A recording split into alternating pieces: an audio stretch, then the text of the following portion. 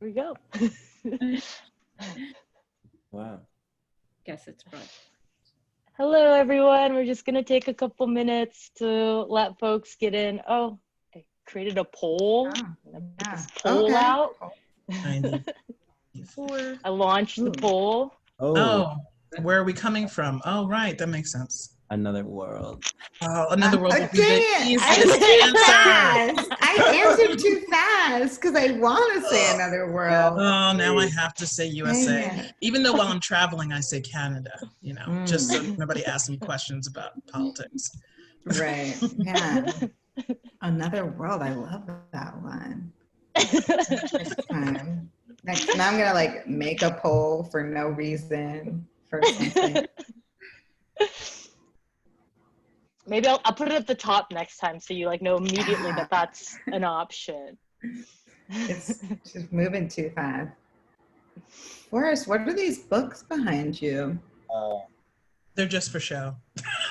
I love them. Yeah, I can't show y'all my actual book collection. It's getting wild, so I'm gonna to deal with this.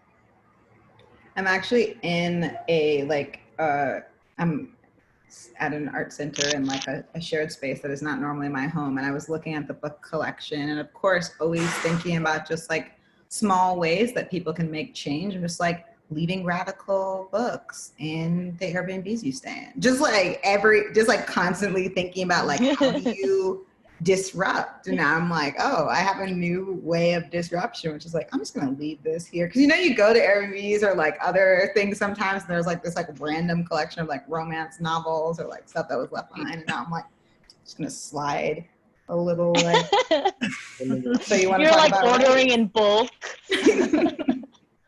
Carolyn Finney. I love it. Hey everybody, everyone who's joining us, welcome. No, you're just getting a little bit of behind the scenes loose from us. Faith is already dropping knowledge and we haven't even started. We're just gonna wait like maybe 2 more minutes just to let a couple more folks. A couple hundred more folks. A couple more folks join us and then we will get started. Yeah, we already have 220 people with us. We had more than 780 people RSVP. So we're imagining a really big group today, and we're so happy to be sharing with you. Yeah, I'm gonna just kind of chill for a second and like see these. We have a poll in progress.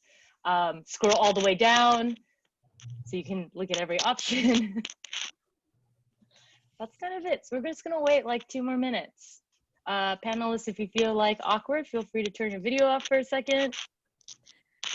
Just watching the numbers go up makes me so sweaty. And I have the face heater on right now too, so I'm like, it's really hot in here. It made me want to vote. I've been watching Pose. Oh, that's pretty good. Yes. Oh my gosh. It's somebody beatbox quickly. Give us a beat. Yeah, I think voguing is a very good cultural expression. There was a question in the chat box. Will this recording be available to participants? Yes, we are recording, and then we are going to transcribe it and add closed captioning to it to make it accessible for all folks. Unfortunately, we weren't able to include closed captioning for the live recording, but it will be all available next week on the Archaeology website. All right, I'm gonna wait 1 more minute and then I'm just gonna get started. I now have the Pose theme song stuck in my head, like that quickly.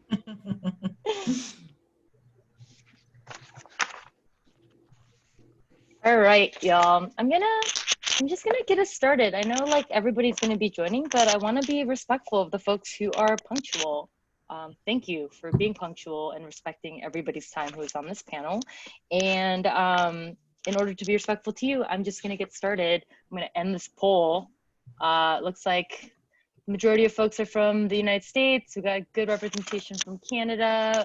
We have some folks from Europe. We have someone from Australia, and we got 3 aliens in the house. That's sweet. I'm gonna end that poll. And all right, I'm just gonna get us started. Hello, everybody who's joining us. Welcome to the When Welcome Is Not Enough panel hosted by the Arc'teryx Climbing Academy. My name is Shelma Jun, and I am an ambassador for Arc'teryx. I use she, her pronouns, which you can also see at my name on the right side under the list of panelists. I'm joining today from New York City. The city is on the ancestral lands of the Lenape people. I'd like to also note that while the Lenape mostly reside in Oklahoma now, that New York City is actually home to the largest population of urban Native folks in America. The 2010 census said 111,000 Native folks live in New York City. So I'd like to start today by honoring their connection to this land since time immemorial. I want to take a moment to thank Arc'teryx and the Arc'teryx Climbing Academy for providing this space and platform for today's discussion, which I'm really, really excited about. And a huge thank you to our lovely panelists for joining us and bringing their knowledge and energy to share with us today.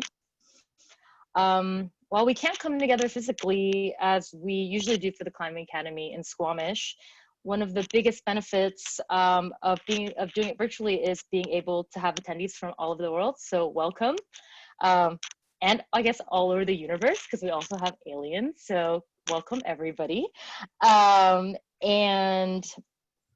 excited to have you all here.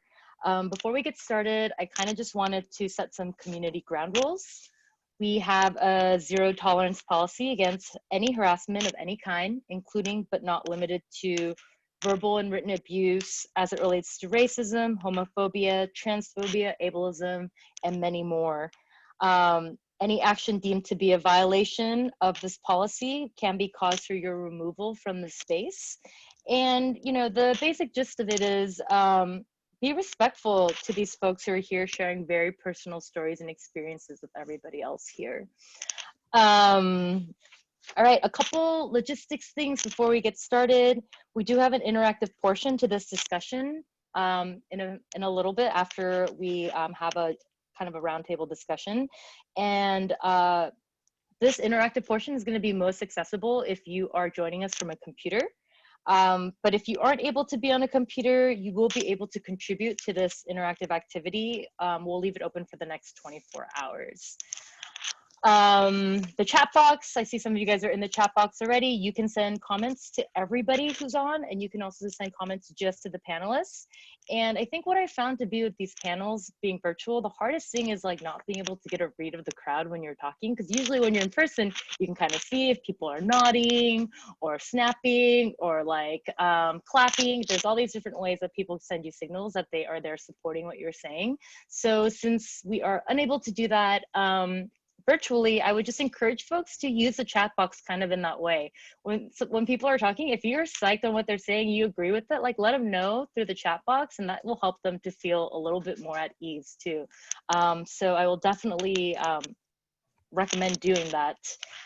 There is a Q&A box at the bottom.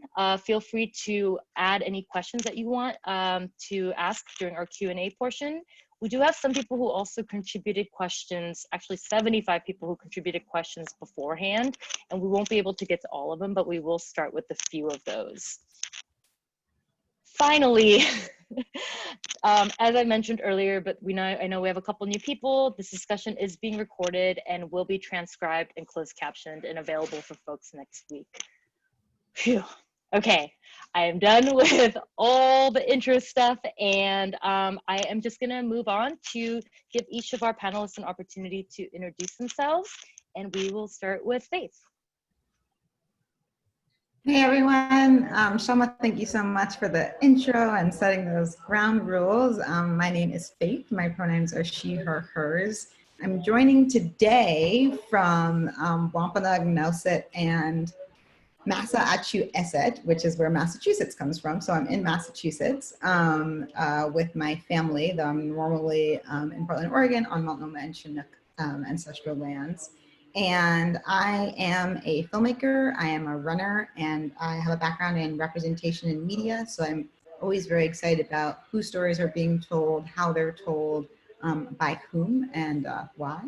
And I'm very interested in clean air, clean water and access to green spaces. And any conversation that we're having that are somehow getting back to health and wellness related to the outdoors is an exciting conversation for me. So I'm very excited to be here and just feeling very blessed to be in the presence of all these wonderful people who I very much look up to and value perspectives. So thank you. And yeah, that's it. Thank you, Faith. Okay, the next person is Ashley Thompson. Anin Buju, Ashley Indigenous, Muskogame Zagaigan, and Donje Ba, Mikizian Dodem. Hello, everybody. I'm Ashley. I use she, her, hers pronouns, and I am a tribal member of the Red Lake Ojibwe Nation. I am zooming in from Tono Atham and Pasco Yaqui lands today, which is Tucson, Arizona. I am currently a PhD candidate in anthropology, and I also have a graduate minor in American Indian Studies. My research interests are in Indigenous research methods and theory, and then kind of like Faith, I'm really interested in representation of Indigenous people. I began climbing 5 years ago when I moved to Tucson, and it's been an important part of my life ever since. I'm also a runner like Faith. I've been running for over a decade now, and lately I've been picking up some new hobbies like longboarding and roller skating. I've done several public panels in the last year tied to climbing and outdoor recreation. So I've given a presentation called An Indigenous Perspective on Climbing. I like to make it clear that I don't speak for all Native people. This is just my one perspective as an Ojibwe woman who's also a climber. So my thoughts are reflective of only my views and my opinions and my experiences. That being said, I've done a lot of presentations around justice, equity, diversity, and inclusion when it comes to Indigenous people, especially in outdoor recreation. And then I also give presentations in my research, so on Indigenous food sovereignty, settler colonialism, and Indigenous archaeology. So, thanks. Thank you, Ashley. Thank you for being here. And the next panelists to introduce themselves will be Grace. Hello, thank you, Shelma, for bringing us all together. Grace, she, her pronouns based on Ohlone territory in Oakland, California. Yeah, my background is a lot of things. I think like since the pandemic has happened, like it's evolving rapidly. So I don't actually know how to introduce myself right now, but what I will say is I'm doing a lot of dreaming and thinking and strategizing. And what I'm most excited about in the conversations that I'm putting energy into right now is yeah, how to move and access resources into Black, Indigenous, and people of color hands, because we know how to lead our communities. Thank you, Grace. And the next panelist to introduce themselves will be Forrest. Hello, what's up, y'all? Forrest Ubuntu Zola Mbali. Most folks know me as Justin Forrest Parks. Right now, I'm on a journey of reconnecting with ancestry, moving forward towards the future together with my ancestors and the future ancestors here. Y'all are my kin, so that is what I will start with. My pronouns are key, kin, or they, them, and I am located on Eastern Shoshone, Northern Arapaho, and Crow territory, and next to one of the largest reservations in the lower 48, the Wind River Reservation. I grew up a musician, studied film. My background, or like my upbringing, is from the south side of Chicago, and that will always be home. Lake Michigan speaks to me deeply, although it could be Lake Chicago. But I am kind of an accidental recreationalist. I love the outdoors. I am learning to love our more than human kin and be with the plants, be with animals. I am, just as Grace mentioned, transitioning, learning. This time is changing me. So I want to start with those, other than what do I do for work. But I am also the co-founder of Sending in Color, a climbing collective in Chicago for our climbers of color, and also work at Knowles National Outdoor Leadership School as their diversity, equity, and inclusion manager. excited to be here with y'all. Thank you, Forrest. And last but not least, we have Karima. Hi, my name is Karima Batts, and I am most known for being the founder of Adaptive Climbing Group. I grew up in New York City, also known as the land of Lenape people. My blood heritage is that of Black and Cherokee heritage, Black meaning American of African ancestry, and through slavery, Irish as well.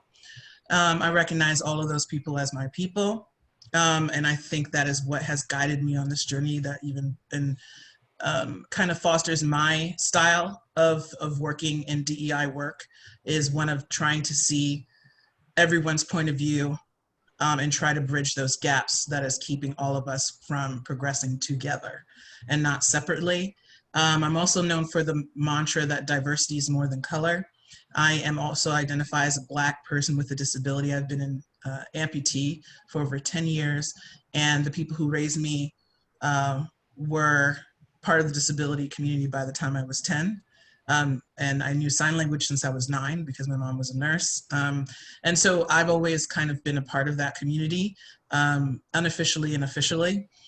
And I always try to take my time to share knowledge. I think that is my favorite thing.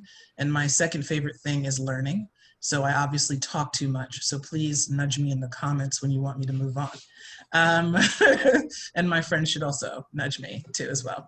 Text me or something. Also, I sit in a bunch of committees in the outdoor industry, some well-known, some small-known, USA Climbing Access Fund, American Alpine Club. I sit on committees in diversity, inclusion, and task force, as well as serve as a DEI consultant to some outdoor industries and organizations.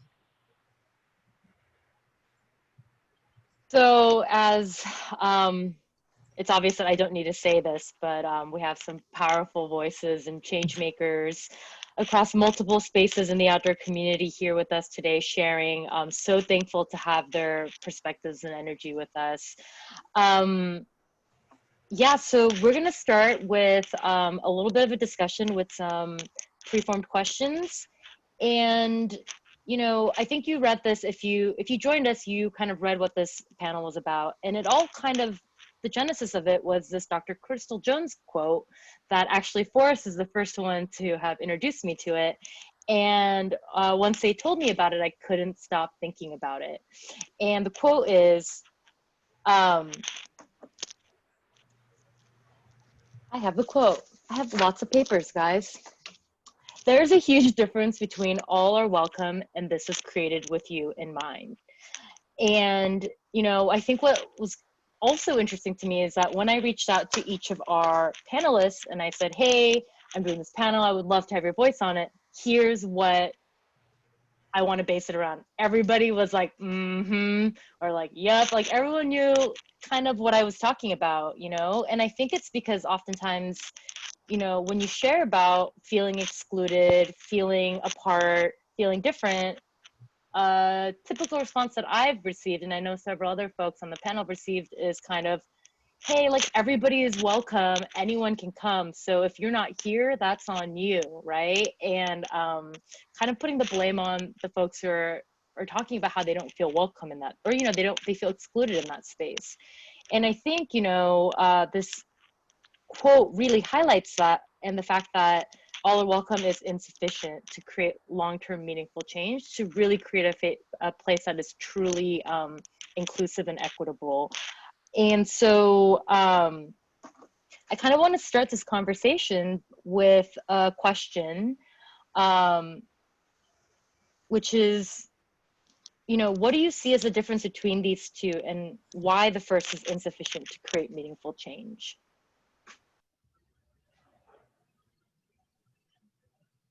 I'm sorry, say that. Why is it important for us to make meaningful change, or what?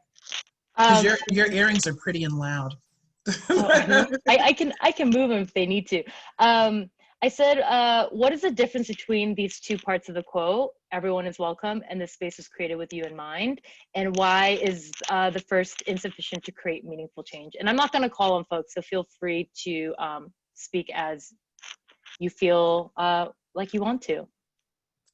When I hear those two sentences, I would say a lot of defensive walls go up, because I've been invited, even today, everything I've been invited to, I feel that is not necessarily the case. You know, I feel like I have to do a lot of work to make sure that all that I represent, you know, my diversity through my own personal case experiences, is treated equally in any outdoor space, any outdoor event, any climbing festival. I definitely feel, as being a person of color, there's definitely a lot more representation, right? And that welcome space I probably see more of than I see people with disabilities, which has been going through separate entrances, back doors, and you name it, for a very, very, very long time. So when I hear the statement, which I've heard in other events that mention diversity, I don't necessarily experience it. Say, when we first talked about this quote, it reminded me immediately of this tiny animated film by Ayoka Chinzira called Hair Piece, which is very hard to find these days. I'm not sure if it's even been digitized. And it's all about hair, and it goes to the history of Black hair and all the things that were done, processing and hot combs, all this stuff. And the narrator's kind of this like screaming voice. And at the very end, she talks about, like, of course that hair didn't work, that comb didn't work for your hair because that comb wasn't designed with your hair in mind. And I heard that like my freshman year of college, and it was shocking to me because I hadn't thought about design in terms of literally objects in that way. And when I first went to go get my nose pierced, I had a stud and it came out and I couldn't get it back in. I went back and the artist was like, yeah, I figured I'd see you again. Just based on the thickness of your nose, it's unlikely to work the first time with a stud. You probably need to get a ring first. And I was like, you just think this is like normal?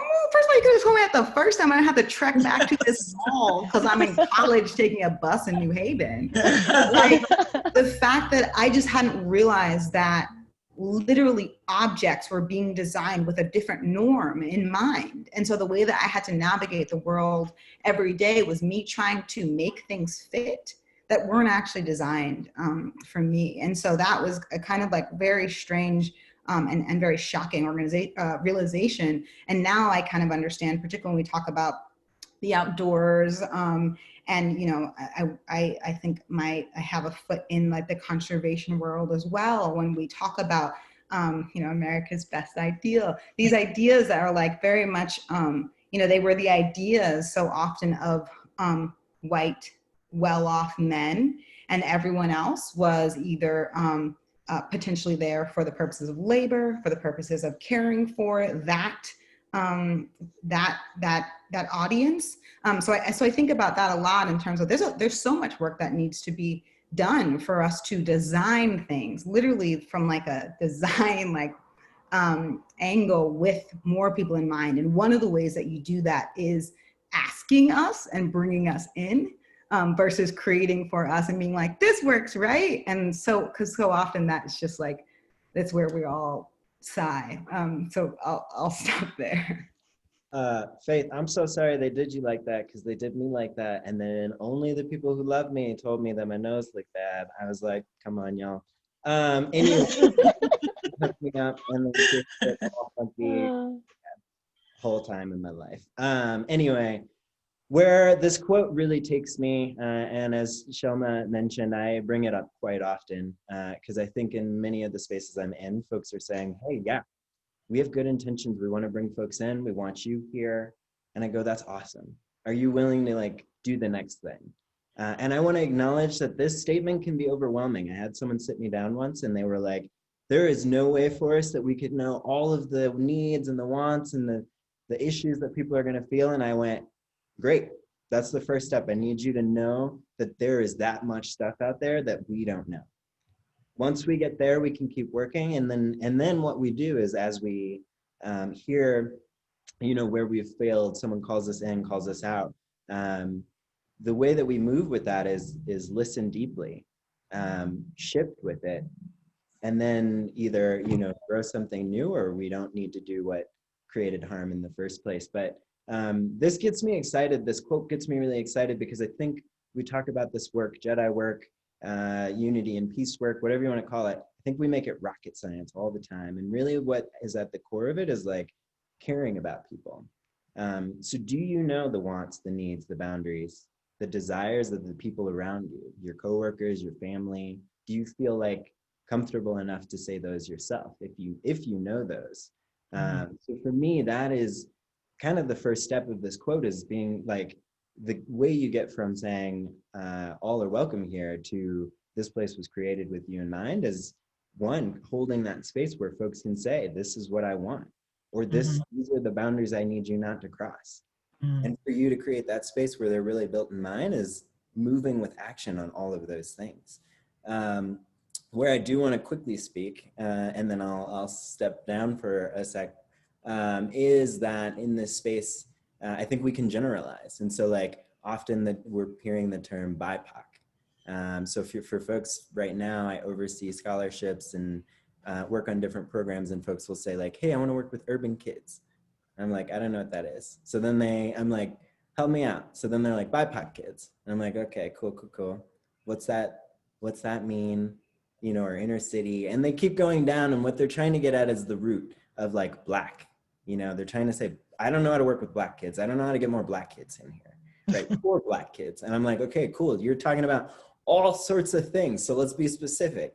Great. Now that we're here at Black, which we all think means one thing, let's disseminate that. Blackness is like a multitude. Queerness is multitudes. The Latinx label is a multitude. There are many disabilities. There are different ways that people like relate to that disability. So, in that next piece, don't just generalize. Like, you do want to hold that space where people can share these things. But where we do need to get to is being able to say like, where I want to come into a space and be like, they got it, is when I can come into a space and I didn't have to say it, right? You've asked and you've done and like asked that of so many different people that you're able to know my issues before they're going to come up. So I avoid them. You're going to know what I would dream of before I can even name it, taste it, think of it, dream of it. That when I come in, I'm like, oh, this is the spot. I might even think I found it. And then you can say like, no, we knew what you wanted. Don't do that. But, like that is where we need to be able to get to, of being able to like dream of these things, like catch the issues that people are going to feel before they feel them. If we're only responding in these reactive ways, we're always going to be in this, you're welcome here, but you're going to have to tell us how to get beyond. Also, just to add to that, in that framework of walking into a room and them knowing what I want, I think they just need to know what questions to ask. I think they need to be constantly asking questions, because the culture, the language, just like you said, urban versus BIPOC, which I know some of my friends who identify as Indigenous don't like the BIPOC. They don't like to be put all into this little pocket of different people, and they want to be individually recognized, and then some people who love it, right? And that's a language and evolving culture and evolving language, and so has in ableism, the language of how we communicate, people with disabilities communicate with each other, and how people speak about us or to us, even from country to country, is evolving too. So I feel like it's not, I'm going to walk into the room and everything is going to be the way I want it to be, is that they are immediately thinking, who's not in this room, and constantly asking that question every single day, that they've never quite answered that question completely. That it's like this, never ending journey of always checking in. Yeah, I would like to expand on what Karima and Forrest just said. So for Indigenous people in the United States, at least, there's over 500 tribal nations, and we all have unique histories, languages, and cultures. And even within tribes, there's such diversity. And so, as Karima was saying, some Indigenous people prefer to be referred to by their tribal nation affiliation because indigeneity is so diverse in itself. But going off of the original question, I thought of an example in outdoor recreation. A lot of people like to refer to public lands as being for everyone. And unless it's usually unless it's a BIPOC individual like saying that statement, there's a lot of context left out of what is public lands and who are they public for at the expense of whom, which is Indigenous people. So for example, I'm sure a lot of us know, but a lot of us don't know that the creation of our national park system in the United States displaced Indigenous peoples from their own homelands. So places like Yosemite, Glacier National Park, Yellowstone, those all had Indigenous people living in these quote unquote wilderness areas before they were forcibly removed from these homelands. And so at least from my perspective, what's missing in this space is for everyone is just sort of ignorance maybe to Indigenous history, but as well as Indigenous contemporary connections to lands. Even though Indigenous people may not be living there right now, it still could be considered sacred by a whole Indigenous group or Indigenous individuals. Right. Americans of African ancestry also were displaced for parks as well. Central Park of New York City, where I'm from, has a famous story of a wonderful Black village that was there, but we had to move for the design of this wonderful park. Right, and what Ashley was saying, I mean, and then we had the audacity to write the definition of wilderness as untrammeled. That's bananas. So when we look at the depths of this erasure, it is so extreme that we always have to be there's so much work to do, so we always have to be evolving. But I think that we were saying, Ashley, people are unaware of the levels of egregious action.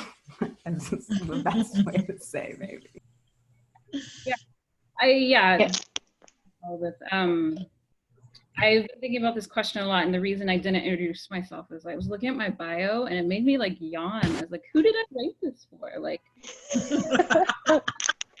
And that just goes to speak to the places that I feel most comfortable in and so much welcome in.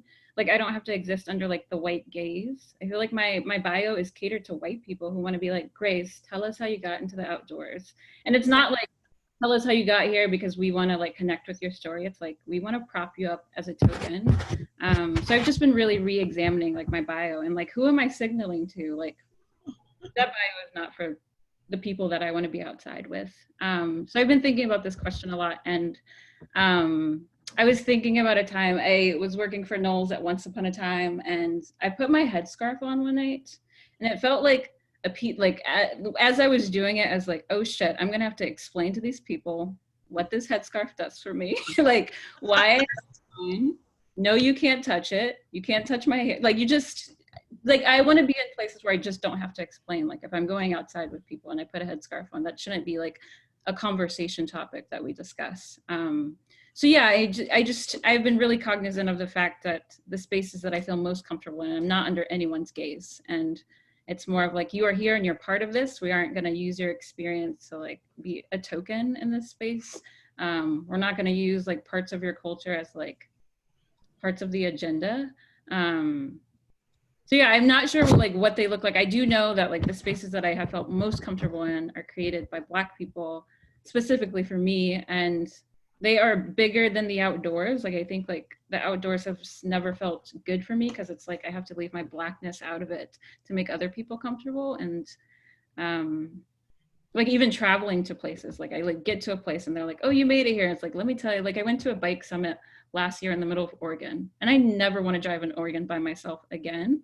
And like, that's just not something people want to talk about, like when you get there. And it's like, but we're here for this thing, and let's talk about that instead. And so I think places where I can show up as like my full self and not just parts of me is, I can't remember the last time that happened. That's how long it's been. Whether I'm a person of size, a person of color, an amputee, it's like, oh my gosh, how did you get here? With everything that I do. Even running my own program, there are people who volunteer in my program who don't know what I look like or that I'm there. And sometimes I'll show up to events just to see what's, you know, happening. Maybe it's an outdoor trip or something. And they talk to me like they're talking to the participants, able-bodied individuals specifically. And so now I know how this person talks to people with disabilities, as if I was wearing, you know, full-length pants, how different the conversation would be. Or I've come into spaces in the outdoor industry, and I'm recognized as the founder of this rock climbing program for people with disabilities. And they go, that must be some really rewarding work you're doing. You must be inspired every day. And they have no idea that maybe I'm an amputee because I'm wearing a very long dress or skirt that day or something like that, or that. What inspired you to do it? I was like, I lost my leg and I went climbing. I don't understand the relationship, you know, like, I was tired of able-bodied people giving me beta. That was kind of the, you know, and then they are taken to a place. And so just think about it, if everyone was spoken to as a person, just as people, how different the conversation would be. And it wouldn't feel that someone's always staring at you, that there's always eyes on you, that you can just enjoy the space. And honestly, one of the things that is for me personally, in every experience I'm in, whether I'm at a, you know, New York party or at a climbing festival, I don't notice I'm different until someone else points out I'm different. I literally didn't even recognize it, you know, until someone decided to bring it to the forefront in the conversation. Yeah, I mean, I think there's so many things that we're talking about, and I know like folks who are here, I think it's going back to what Flora said, it can feel overwhelming. Like we're all sitting here like, whoa, okay, you know, like this is a lot. And I think there is a lot. And I think one of the things we have to, I'm just going to put it out there to begin this, is that there is a lot. There's a lot of work. And if you came here looking for the quick and easy, like 3-point plan of how we're going to like make this happen and how you're going to make everybody feel welcome, like you're going to leave pretty unsatisfied from this conversation. This is such an intro part of what we need to happen. This is the very, very beginning of us just starting to pick at the way that we feel in these situations, and hoping, you know, somebody asks, you know, so like, what do you do as a white person if you just want to ask because you want to know? I think I want to kind of take from both what Karima and Grace said, where yes, ask us, but also know sometimes we need a break from being asked. So like, don't be offended if we're like, hey, we just need a break from having to be the educator for people right now, because I need to make some space for myself where I'm not in that role, where I'm not asked all these questions about things that are part of who I am, and that I can just be myself, relax, exhale, and that those are moments of personal rejuvenation, personal joy. And that, you know, I think we're all committed to the first part, you know, what Karima's talking about being asked things, because we wouldn't be doing this work, we wouldn't be here having these conversations if we weren't. I think it's just that we all are trying to find this balance, right, of like finding spaces that feel really good for us, knowing and hoping that conversations like the one we're having today, or maybe the conversations we're going to have when we get someplace and somebody asks us like, why do you feel uncomfortable, that's going to lead us to a place where there's going to be less of that needed, where we're going to get to that place where Forrest gets there and he didn't even know, like they didn't even know that that's what they wanted, and they're like, oh, okay, like this is great, this feels good, like I didn't even know I was gonna feel this good when I got here, but now it feels like me. And so I do want to just kind of put that out there, because I think it is going to be a balance, and there is gray areas, and it is complicated, and the work is hard. the work is hard for everybody. So we all kind of need to be ready and prepared to kind of like roll up our sleeves and get into it and be uncomfortable. Yeah, I Can thought I everybody answer raised. this Q&A here? Or do you want me to type? You could type it or you can wait. Also, if people have Q&A questions, we're going to wait Okay. until we get to the question and answer portion. Okay. You know, everybody gave really good examples of different ways that everyone is welcome, has fallen short. You know, I think, Faith, when you talked about design, I immediately thought of this conversation, this podcast I was recently on with Jenny Brusso from Unlikely Hikers about backpacks that don't fit. And it's kind of like for her, there were no backpacks that fit her. And she was like, how am I supposed to feel like I can go backpacking into that country if I can't even find a pack that's made to carry all the things I need to carry that fits me? So, I mean, I think there are a lot of different ways we can think about what makes people feel excluded. I'd love, you know, and some of you guys gave some of these examples, but I'd love to kind of hear about some examples. If it's in the outdoors, amazing. If it's not, it's still great. Where you felt as though the space was created with you in mind, and what about it was it that made you feel that way? I have been a bit of a nomad for the last 4 years. So a lot of my stuff was in storage and I've moved from place to place, 6 months here, 3 months here, 3 weeks here. And then a year or so ago, I moved into this building in New York City. And I've lived in quite a few places in New York City. And it was the first time that I moved into this space and I said, it was made for me. And not only that, the building managers made sure to ask me where I wanted certain things that were for accessibility. They knew to ask the questions, you know? They said, do you want any bars over here by this bathroom? Where exactly do you want it to be? Because a lot of times I'll go to hotels, climbing festivals, and I'll see the design mistakes that people have made in accessible bathrooms where bars on the wrong side and nobody understands how scary that is when you can't reach the bar to get out of the slippery shower, that you're standing on one foot to accomplish this great feat. And so that was the first time that I really felt at home. And then I knew, oh no, this is my home. I'm gonna live here for a while. You know, I don't think I'm looking to move. And that's, I'm using a non-climbing experience because I want that exact same feeling everywhere I go. I would say that I would almost discredit my own answer before giving it because of all of the privilege that I have and all of the practice that I have in navigating majority white and historically white spaces. So in a way, trying to make me feel comfortable is like not even the tip of the iceberg in terms of the work that needs to be done in a space. So I think it's almost that much more important to think about how other people would potentially feel comfortable. And that's why it's so much more important, because I think a lot of the times, particularly with like educated Black people, for example, you know, like after a certain amount of like navigating these white spaces, like Grace said, you know, trying to hold ourselves to this standard of like professionalism of like, this is how you write a bio and like, this is how you do this thing, right? Like I can walk in and be like, all right, this is how I'm going to play in this space today and like code switch and be fine. But is that actually welcoming for me? Or is that one way that I know how to be in order to be able to be in a space? So I don't know, I think I'm not really answering that question of like what has felt comfortable, because at this point I'm so used to code switching. I'm like, what would bring my full self into a space look like? And I think sometimes, as Forrest said, maybe I only know when I show up and I'm like, and I get to take things off and be. Y'all, I'm gonna like piggyback off of that and off of what Karima and Faith just said. Like, if you want to learn what to do, stop thinking about like how to do it. Just like is there an example in the climbing industry or like in the outdoor? No, it's the same thing.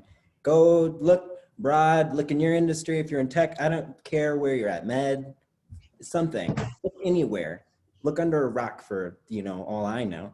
It might be there. But that is like, don't do this thing where you're like, it has to already been created in this small sector. So that's just my little gift. But I think one of the places I'm feeling it, and this also goes back to what we were talking about before of like asking questions, like having that space, what does it mean to build these spaces and create them, right? Like they're not just gonna come out of nowhere. And right now I'm in a kind of cohort of folks who are exploring like, how did the Black and Asian in like all of the like beauty and breadth and width both of those communities are. What are the challenges that we've had with each other? What are the joys that we can build with one another? What are the places that we've actually been unified? And the beauty of that space that I don't ever see in the outdoor industry, the climbing industry, except for when we have to create it, is that we have said, okay, well, we're gonna like create Color the Crag, right? Or we're gonna have Sending in Color, Brown Girls Climb, Brothers of Climbing, the Adaptive Climbing Group, right? These groups where we're like, we're gonna do it, but often they're just one. And like the beauty of what we've just done here is in that space, we're never saying like, how do we navigate whiteness together? We're saying like, what are our like issues and joys collectively together? And we never get that space. So if you wanna be able to like help us get there, like that's the type of work we need to be able to do, is like, yes, address whiteness. Yes, address places that are built just for men or just men and women, and like forget our trans brothers, sisters, and non-binary siblings. But we have to be able to not just have only those conversations, because there's so many like conversations that aren't being had because the only thing we can focus in on is the whiteness, is how men show up in a space. And quite frankly, that's like why when someone comes and says, or when you say like, I want to ask you a question, I am now at the place where I'm like, ooh, I'm so thankful that you are asked, like saying that. And I feel exhausted, y'all. I feel tired. And that is not because of you personally, but asking that question adds one more thing on there to say like, you need to focus in on this other piece. So when I say I'm tired, like what I want to say is like, I hope that you like continue this work. This is me not discouraging you, but you can like research, you know, I hope you respect my boundary. Maybe there's someone else who can answer it, but yeah. I have to say the opposite of that. People with disabilities goes cross-cultural. So what makes me very different from my fellow colleagues in this space is that when I speak to the 333 plus people, because we're not including ourselves, that are here, there's one thing that I can say that everyone will relate to, but your identities, who you're representing today, will not culturally identify, which is, if you are not now, you will be at some point, be a person with a disability in your life before you die. Period. It's gonna happen. It has already happened. Your brother, your sister, your cousin, you are gonna use an assisted device that I have to use. You're gonna have to go through the exact same issues that I go through, but for some reason, no one seems to remember that we're part of the diversity conversation. So am I focused on whiteness? Definitely not, because I have people with disabilities who are white.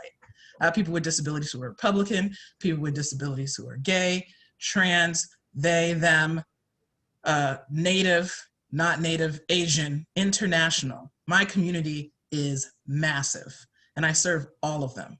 So I do have some contradictions as a person of color, right? I have a person who sits slightly left of center. I'm an independent, for those who care, because I think the two-party system sucks and both sides are insane. So, but in the fact of that is that when I make decisions as a program leader, as a group leader, I never make it for a color. I never make it for LGBTQ, because under people with disabilities, under all those identities, we're on the bottom rung. We're the last people thought of out of all your cultures that you identify with. So I can't, I'm giving another side of the whole, like, you know, oh, I'm concentrated on whiteness. I'm like, nah, nope, I'm concentrated on whether or not we all can sleep in the same Airbnb. at this climbing festival that we are invited to. So like, it's just like a total, it's literally actual function that I'm thinking of. I have an entire charter bus that I had to pay for because it's the only vehicle that will hold 2 accessible wheelchair seating, because they only legally need to have only 2. That means they will only take out 8 seats, even though I have the whole bus to myself, just so I can get 2 wheelchair users up to the climbing area this weekend to go climbing. These are my struggles. It goes way beyond color, everything. Sorry, I get really passionate. Why didn't anybody text me and tell me to stop talking? Oh, thank you, Karima. I forgot. Oh, I was going to answer your question, Shelma, but I first wanted to say, like, when anytime a white person asks me to like explain something to them, my immediate thought is like, you don't know any Black people, do you? So I like really want to start this campaign, like diversify your friend group, because like when we are living like in community with people who don't have the same lived experiences and perspectives and experience the world in several different ways, like we just learn by being in community with these people. And so every time I'm like in the outdoors or like in a new environment and someone's like, but like, how did you get here? Or like, what are you doing to your hair? I'm like, oh, you don't know any Black people, do you? Like, these are just like really basic questions. So thinking about that. And then for like the spaces that I have felt comfortable in, what is actually coming to mind is I was co-leading a backpacking trip. It was like a 45-day backpacking trip, and there was a Black girl on the trip. And first of all, like that just doesn't happen for me. Like other Black folks, like as students on courses, just usually doesn't happen. And I braided her hair over the campfire one night, and it was just, I mean, it was just like such a small thing that made me feel so good. It made me feel like I'd never had anyone to do that for me. When I first got into backpacking, I was like, well, I just should shave my head. Like I kept my head shaved for a long time because I just didn't know what to do with it. And being able to experience that with that person was just like really lovely. And I think as I'm like thinking to the future and like what the spaces that I want to be in look like, it's centered in who I am as a person and not the activity. I used to think that I hated climbing, and I was like, oh, I just don't like climbers. I don't like these people I'm climbing with. And when I started to surround myself with people who looked like me, who had similar backgrounds and experiences, I got a lot more into climbing. And I think when that is the focus and intention, as like a healing space, this place to like see each other reflected and to hold space for each other, then the activity is a little bit secondary. But those are the spaces that I want to be in, where I can like show up as myself first. I'm guessing there's probably another question we need to get to. I know, there's like a bunch of Q&As up in here too. I wanted to add one example. There's a friend, Miche, who's a one of the Latino outdoors leaders in the Portland, Oregon area. And they were on a panel with Audubon Society. And like, I don't know anything about birders. So I was like there, and this was happening. And then they did this bird call. And apparently it was really good because everyone in the room was like, oh. And it was fascinating to me because they were like, see, I just wanted to be a birder. I don't want to be on this panel. I don't want to be doing this DEI stuff. You made me be here. They were like, I don't even want to be here. You made me be here. You pushed me into this. I want to be writing my little bird photos in the notebook. Like, that's what I'm trying to do. And it was such a powerful moment for that space. And for me, I was like, I don't even remember what else happened that day. I was like, they did a bird call. All the birders like knew that was their, like they were in it. And yet they felt that over all the time of their experience in this community, they were only ever asked to speak on these issues of identity politics, et cetera. And they never got asked about the reason why they were there, which was the birding. So I think it's just very important to realize if someone has self-selected, like, yes, I'm down for these conversations, I'm gonna be on this panel, et cetera, during that time, it's one thing, but just to feel like you have access to anyone who looks different and that they're there for your education or they're there to answer your DMs or whatever it is like very assumptive. And it's constant, and it can be really, really, yeah, as everyone said, exhausting. So just that. I'm gonna be real quick because Ashley, I saw you like unmuting, so I know she got someone. But I wanted to make a point real quick to both of those points. One, yes, like diversify your friends, hashtag, put that out. But don't like just befriend me because I'm Black. Don't just befriend Karima just because she's disabled. Like, no, you know, like if you want to know folks, like figure out how to like, not figure out, like authentically get to know the people who are in these communities. Like myself is not just Blackness as the only thing. I am like a monolithic, that might be the wrong word. I am multitudes. I am beautiful here. You're an onion. I am an onion, okay? And the perfect. Yeah. You got layers. To that, you know, also what Faith was just talking about, like when we are talking about identity, no matter on like any of the spectrums and the identities that are present in this room and with like the 300 folks that are here, right? We often only talk about these identities as like a crime, as something to solve, as something that like is far out. And truly to get back into like, I think what I just heard Faith say in that moment, it is centered around joy, it is centered around pleasure. Like I want to talk about queerness and the beauty that it is. I want to talk about Blackness in the like broad, like gorgeous fullness that it is, that it can mean so much, right? But I don't. I get to watch the television and see, oh, yet another Black person has been killed. And that is what I have to talk about as Blackness. And then when I come into work, folks say, we don't want to make that political. We don't want to make your identity political. And I go, it's been political. So the spaces where I feel comfortable, where I feel excited, where I see other people feel excited is when they're not trying to just fight for, right, like Indigenous rights. Land back isn't just this like, I am fighting and fighting and fighting. When you look at Native and Indigenous communities and they like don't have to be in that space, it's beautiful. They're talking about medicine and the connection to land and each other and like what it looks like to like live in a circle and like have community deeply. Yet when we look at it, we think of pipelines, we think of like camps. And that is like the beautiful work that they are doing, that we are doing. But that is like, it's so sad that that is the only way that like the only space that we get. And so when I talk about like coming into a space and being like, ooh, this feels good. I didn't even know I needed this. Are those moments of like a breath, a rest. Those moments where I go like, holy smokes, I didn't even know I needed to stop. I thought my mission was just to keep pushing and pushing and pushing and fighting and going. And I'll continue to do that work until I see a world where no one else has to do that. But I'm gonna drop it to Ashley.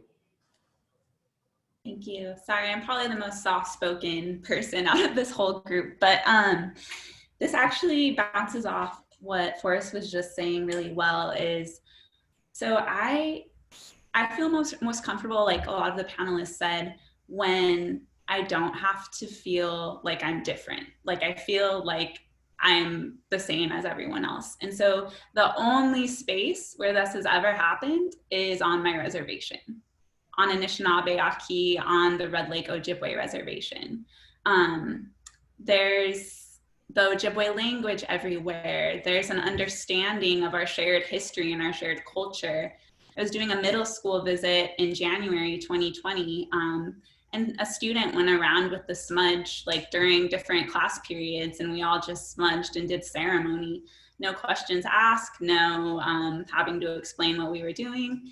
And so that is truly the only space where I felt completely welcomed and completely at peace and completely myself.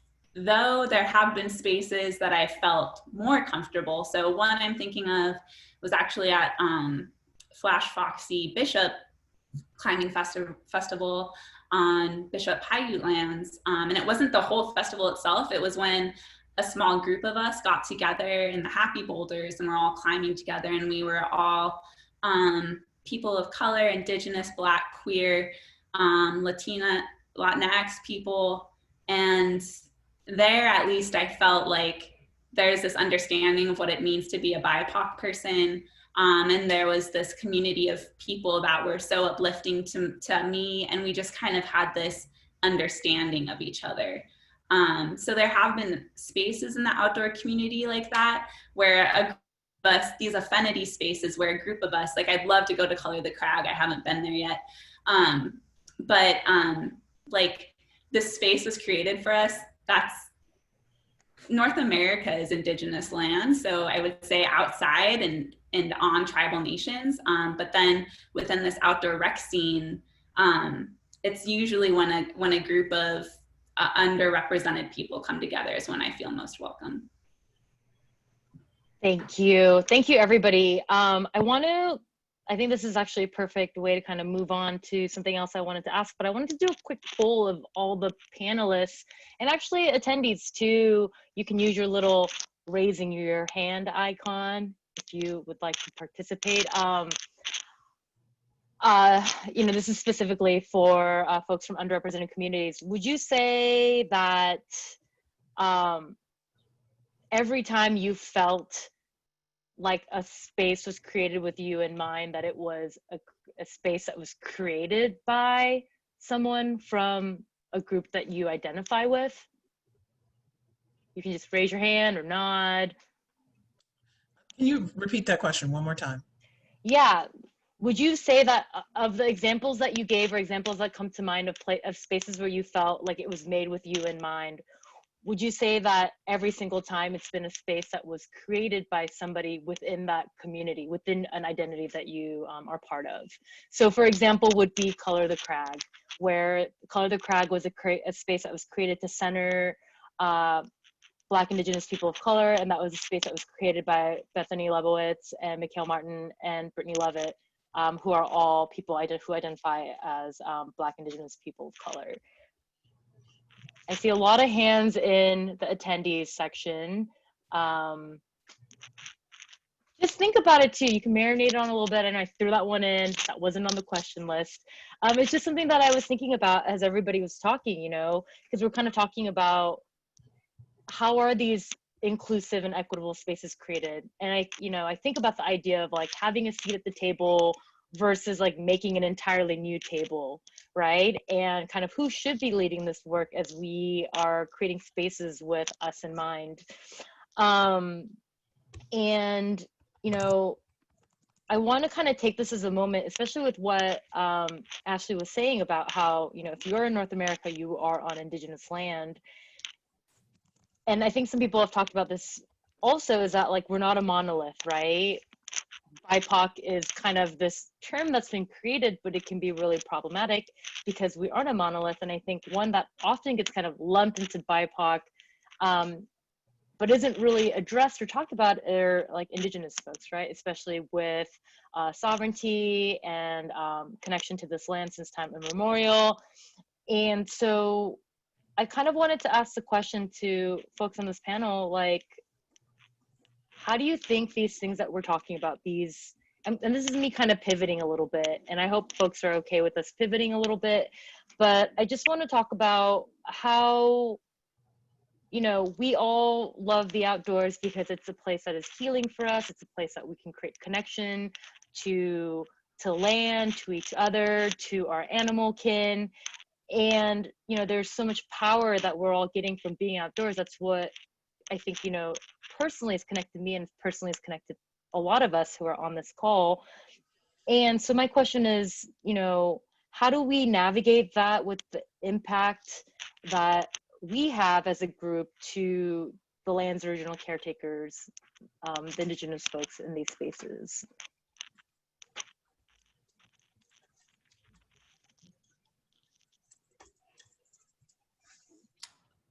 I think I'm gonna take a stab at it. And yeah, there might be disagreement, lots of thoughts. Folks should feel free because I want to learn from those things as well. But I think out of that question, what I'm taking away, or what's been circulating in my mind for the past couple minutes, and then with that question, is one, learning how to let go of power. Two, learning how to work as a group, a true community, true mutual aid. What does it look to kind of get rid of this idea of leaders? Right, we make pedestals, and then when they fall, it's this big thing, or they go awry and it is the worst thing, right? And so to me in this, I see Morgan Taylor is out here with the questions in the chat box, but you know, kind of asking like, if I'm a white person and I have like these skills and resources to bring people together and do all these things, like, how do I do it? How do I empower people? Do I step aside? Do I leave? And I don't think it's ever leave, right? Like that question that Shelma was just on right before this, of like, were the spaces that felt most like home, felt most comfortable, created by people like you? And I think like often I say yes, that is like true. And I also want to say that doesn't have to be. It doesn't, like a white person could create some sort of space that really speaks to me, right? Like someone who is not queer could make a queer space that like, right, and they can't do it solo. Like if that is going to be the thing, they've missed it. They've missed it at that point that they said, I am going to do this, just me. Mhm. And so like, when you have power, when you have connections, when you have resources, right? As I think about like land back, right? And thinking about like, what does it look like to get back to this place of like, what, to truly reckon with this, to truly give Native and Indigenous communities, tribes, and nations like power and land back, not that they don't have power. Like, what would it look like for us to truly step aside and say, we don't know what you're gonna do with this, but here it is. And we also love this place too, and we want to like be a part of it. I want us to dream to that point. That feels too radical for some folks. They're like, that's unrealistic. That is like something we couldn't do. And I don't think it is. We're just afraid of it. We're afraid if we're like the CEO of an org and we have to step out or step aside, right? Like we're afraid, oh, what happens to this thing? But that shows a lack of trust in this process of like, if you truly have a community that's taking care of one another, I know that I can always give almost everything that I have to whoever needs it when I don't need it. And then like when I need something, I know that my community is gonna get my back and they've got me for whatever I need. And it's not gonna be a 1-for-1, and I'm not gonna go back to that person that I gave everything to and say I need everything back. But if we can't get to dreaming to that level, we're only doing below like what we could. And that doesn't play down the work that we do. There's a lot of great work happening. There's a lot of great nonprofits. There's a lot of things on the ground that like can't get to that level because of all of the systems that we are in currently. But if we can't even dream up there, like I think we're selling ourselves short. I want to speak mostly to the last part of that question about who should be leading. I mean, I think the obvious question for, I think, a lot of people in this panel, because some of you I actually know personally, most of you, and you'd say, oh, us, yeah, we should be leading our own stuff. There's a horrible problem with the obvious answer is that through many, many years of this gap of knowledge, of this suppression of people. I can speak at least to indigenous tribes and Black people of African heritage who were treated as slaves in this country of the United States. And of course in Canada that also exists. But in that gap that they've created by not allowing us to have certain jobs and the same access to education and resources, a lot of us don't have the skills to carry the job. You know, we kind of step into it out of necessity, out of need, out of being the only one available or the only one with the emotional labor or who will raise their hand, you know, and sometimes it doesn't turn out exactly the first time as it's supposed to. And what happens is it turns off those who were trying to reach out and be more inclusive, gives them a little sour taste in their mouth a little bit, and they don't want to try it again. I think it's very important to understand this is trial and error, a constant evolving thing. But as those resources open and that education gap is filled to become a bridge or a really cool lazy river, because I like floating, then that answer of who should lead would not be such a small pool to come from, because sometimes and I know many of us, we've talked about it before, especially those who intersectionally identify, we're pulled in 15 million directions. And there's so much expected, you know, and like you said, all eyes are on you too. And there are no breaks, you know. And the mission is bigger than one individual too, as well, or even 5 or even 6. So it's not just about, oh, move aside and let, you know, the Lenape people do what they do over here. Let that Central Park go back to being a Black village. But now we've also lost the skills of ownership, entrepreneurship, you know, education and finance, agriculture.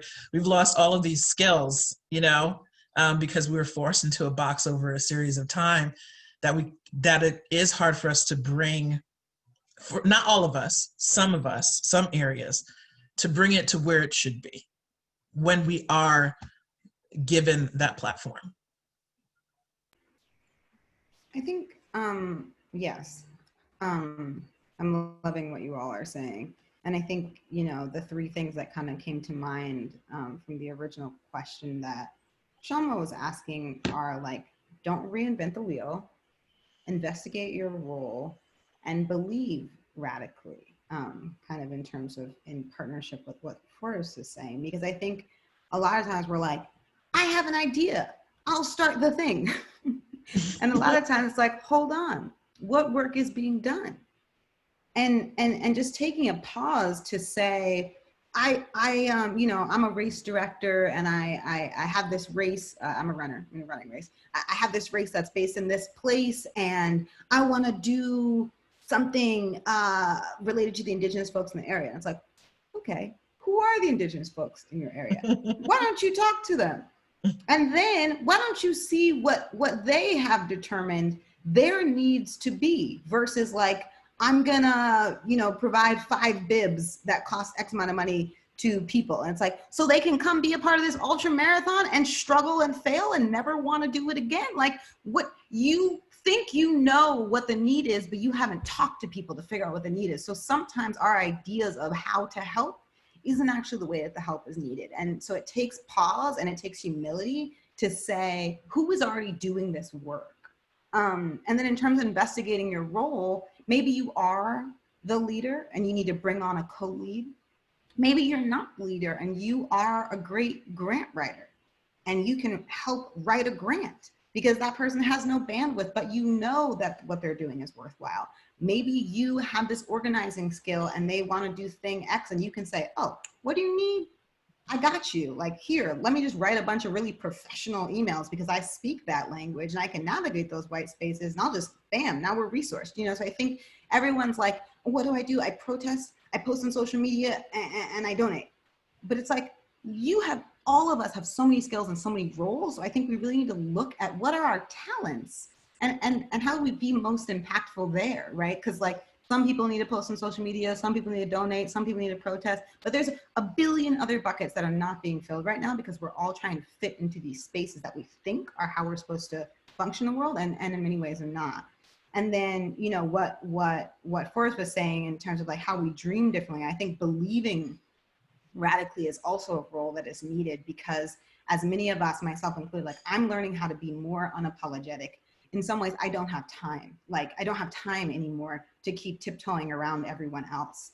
And so, you know, when I'm throwing out an idea, for example, we did a film, it's called This Land. It is imperfect in many ways. And yet now all these people who see the finished product, now they believe in what we were trying to do. But when we started the film, nobody wanted to touch it at first. Nobody wanted to touch it. They were like, race, running, outdoors, public lands, like, we're not doing that. And so I think that if you can believe more radically, you can be one of those few partners that comes on in early, and then you reap the benefits from believing people when they say, this is a problem, I have experienced it, I'm trying to do this work in this way, and whatever. And it doesn't always have to be problem-based, as Forrest said, and I think is also a really important reminder. So those are kind of my thoughts on that question. I just quickly put a thing in the chat box, kind of going off what Faith just said. If you've got money in this room, if that's like why you showed up and you're like, I want to know how to like who to give the money to, but you should still do that research. But let's get beyond this philanthropy thing, right? Like I think this model of you being like, I hold it and people can fight for the resource, right? And again, as we've kind of mentioned, there have been a lot of groups that have come up and popped up and do the same thing. And I think that is the work of those groups to like come together and say, how do we support each other? How do we not fight over these resources? Again, getting back to that model that I just spoke of like being able to pass things on when I don't need them. I have a lot of connections that I don't need right now. How do I get them somewhere else? I know like connections to funds that I don't read right now. How do I like pass those on rather than like gatekeep them or say them they're mine, or if someone else gets them, they leave. But if you have money, like try to get beyond that. This like notion that you need to know every single bit of their plans to trust it, right? Like exactly what Faith just said. Nothing changed other than the fact that you saw what they were gonna do turned out to be exactly what they were gonna do. And that like nothing in that changed. And now everyone's like, we want to support Black people, we want to support BIPOC runners, we want to support, you know what you do now. And it's like, that's such a shame because when we actually need it, no one wants to show up unless there's a product. And really, truly, like even beyond that, we're looking at social media. Again, we're looking at these leaders who are doing a lot of the great work. And there's a ton of other work that's not making it to this realm. And if you aren't on the ground, right, like if you do want to know, is my money going to the wrong place now? Be rooted in that community. Like don't ask for like a report at the end. Be so in it that like you were saying, oh, whoa, hold up. I think we've just turned the wrong way. And I want to speak up as a member of the community, not just as, hey, I've got the money and I can force you to change. Because that does not serve any of us. Grace? Yeah. Yeah, to all of us, especially what you're saying, Forrest, because I think like the outdoor industry has a tendency to use capitalism as the answer. It's like, oh, well, we have some gear, we're gonna put it on some Black people and we're good, right? And I really wanna see outdoor industry people like move beyond capitalism. Like it's not the answer. And I cannot like right after the murder of George Floyd, like so many companies would jump into my DMs like, oh, you want a tent? I'm like, Black people are being murdered. Like Breonna Taylor was murdered while she was sleeping and the cops haven't been arrested yet. Like I cannot talk to you about like climbing if you can't address the fact that I can't feel safe leaving my house as a Black person. Like, so I want us to move beyond capitalism and thinking that like gear will solve things or like a small like monetary donation. Like it's really about like uprooting these systems, and like what Forrest is saying is like radically redistributing wealth. It's not about like, here's $2,500, we expect a report, we want our logo on something. Like it's like you give us money and you move. And I think it also goes back to that, like what you were asking Shelma around, like, have I ever been a space that wasn't created by someone who shared identities that I do? And I don't think so. And I think like because, and I've also stopped going to outdoor spaces, I will say that,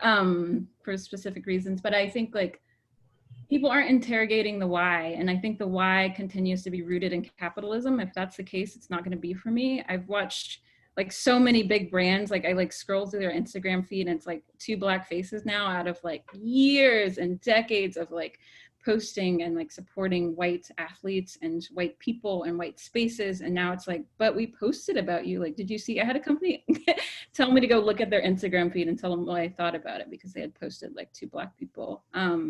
So yeah, I think in short, I just like want to move beyond capitalism as an answer to anything, and like radically rethink the systems that we have been leaning on, and especially like redistributing wealth in more radical and like no questions asked sorts of ways. And I think like a lot of folks have asked like, oh, well, I don't have access to resources, but you have, like Forrest was saying, you have access to social capital, you have these skill sets that Faith mentioned.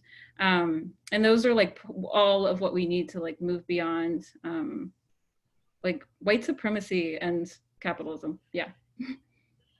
I disagree with the absence of capitalism. I agree with the uprooting structural things and the redistributing of wealth, but I think it's important to identify what is wealth. So, and what is resources. So maybe you can, because when you said wealth and resources, I kind of wanted to know exactly what you meant of redistributing wealth and what you were talking about when you referred to resources. And maybe that'll help me connect a little bit more.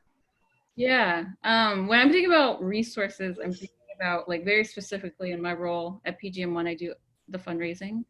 And often I have had to go to more white-led funders.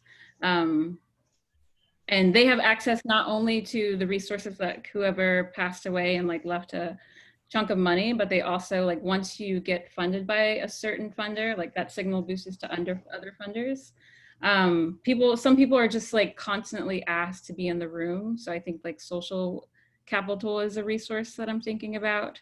Land and space is a resource that I'm thinking about. Yeah, those are just a few. Oh, okay. I mean, because we pay for things somehow. So I feel like even if you went to another country and had this other conversation, where which communism is a structure, there is still this good example of China, because some reason our country really likes to talk about China a lot. And they're supposedly, you know, a model apparently to a lot of people of communism, but they themselves have an issue with persecuting Muslims and people of different religion. That necessarily doesn't mean that the absence of capitalism is the answer. That would be my take on that. All right, y'all, I'm going to keep us moving a little bit.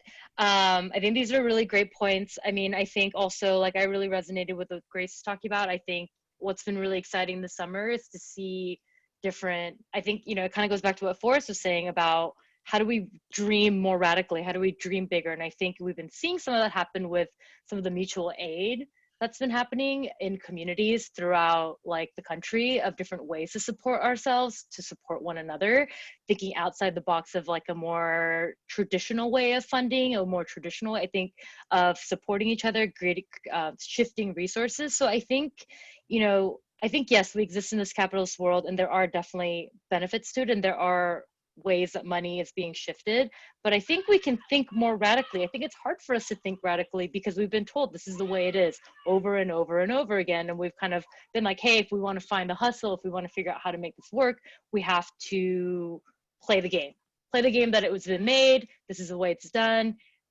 The ones who can figure it out are able to get resources. The ones who are unwilling to play in that game or can't figure it out aren't getting resources. So I think like there can be multiple ways for resource sharing to happen, multiple ways for leadership sharing to happen. And I kind of just want to end this section of the panel by bringing a little bit of what I got from everything here is, you know, I think what it reminded me of is why I created the Women's Climbing Festival in the first place. You know, I created this space that was only open to women and femme identifying folks. And I got this huge backlash 5 years ago when I announced this, and it was kind of like, oh, you're creating even more divisiveness, like by separating women from men. And, you know, my kind of response, I really thought about what people were saying, and I was thinking, am I doing that? Am I reinforcing the binary? Am I doing all these things? And kind of what I came to from this questioning of myself was, hey, I'm not saying that we should be separate forever, but I'm saying that the space that was created in climbing, it was created by the people who were there, and that happened to be cis hetero white men majority. So the culture of what was created around climbing that we all think is the culture of climbing was created by a pretty small subset of people, especially when you think about who is in the climbing community now. And what I was hoping to do with the festival was, hey, what happens when we take that pressure, that social norm out, when we just have women? What are the kind of interactions that we have? What are the kinds of ways that we communicate, the ways that we support each other, the ways that we express fear or vulnerability? Is that going to change? And the whole goal of it isn't to like find that change over here and keep it here forever. The whole goal of it is to shift it into this more mainstream space that has enough space for all different types of culture to be there. I don't think we're saying this is what we're going to find, you know, all these spaces that we're talking about that feels welcoming and safe and with created with us in mind. We're not saying let's eradicate everything else that doesn't feel inclusive to us. We're saying how do we create a space that has room for all of it, right? And you know, I'm really reminded of this book called Sister Outsider by Audre Lorde, where she really talks about, you know, for us to be able to all work together, to come together as groups that are underrepresented, doesn't mean that we all have to do it the same way or that we all have to have the same things. It's about really embracing the differences and the different ways and the different needs that we have, and embracing that difference. And I really think that we've had a really great spread of that on this panel today, where not everybody is agreeing about the same things. Not what everybody sees as their space that was created with them in mind is going to be the same. So it's not that I'm not saying, so I guess what I'm saying is like, don't leave this panel with your notes of like the 5 different ways that each person here said that they feel great. And that, like, that's your notebook and now you're set. I mean, because that's not going to work out, right? It's going to be, hey, like what I hope what you take out of this is that, whoa, there were so many different ways that people talked about a space was created with them in mind. And so how do we make a space that accommodates all these different ways and accommodates ways that haven't been talked about or we might not even know about yet, right?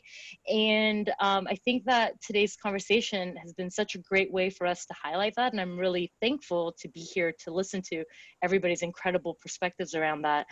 I just want to be mindful of time. We do have 35 minutes left, and I want to kind of get into this interactive activity that we created. I'm a little nervous. I haven't done it with 250 people, so we'll see how it goes. I'm going to put a link in the chat, and then I'm going to share my screen showing kind of what that screen is that I'm asking everybody to contribute to. And just so you know, if you're looking at my screen and you're clicking on the things, you're not going to be able to fill the boxes. But if you actually open your own browser and then see the same screen, then you're going to be able to make those changes. So I'm going to share my screen real quick. Let's see. Great. Oh, I see people are already in there. That's great. Share. Okay, apparently I need to allow Zoom to share now. Will not be able to record contents until it is quit. All right, I'm not going to share my screen, guys. Sorry, I can't do it. We're doing recordings. I obviously are having some technical difficulties. But if you can get in there, you can see that there are all different people inside there. Sorry, I can't share the screen. This looks amazing. I'm going to take a video of it. What you can see is that we have 2 different sections. We have a community transformation section, and then we have a community resource section. I've added some Post-it notes, but if you look to the left, there's also like a little square with the tab folded. You can grab another Post-it and add it here to the section that you want to add another Post-it. So when it comes to the community transformations, what you're going to see is there's a section that says, let's get rid of this. What makes you feel excluded from the outdoors? And then there's a section that says, let's add this. What makes you feel as though this space was created with you in mind? And then the second kind of section that we have is a community resources section. So we have a community network. Who are some people and organizations that are doing a good job of truly creating inclusive spaces? And what are some tips and tools that you have for ways that folks can make the outdoors their own? Oh, there we go. Monica with the Arc'teryx Tech has shown us her screen. Thank you. This is why she's here, to help me with my technical deficiencies. And you can kind of see that everybody is adding here.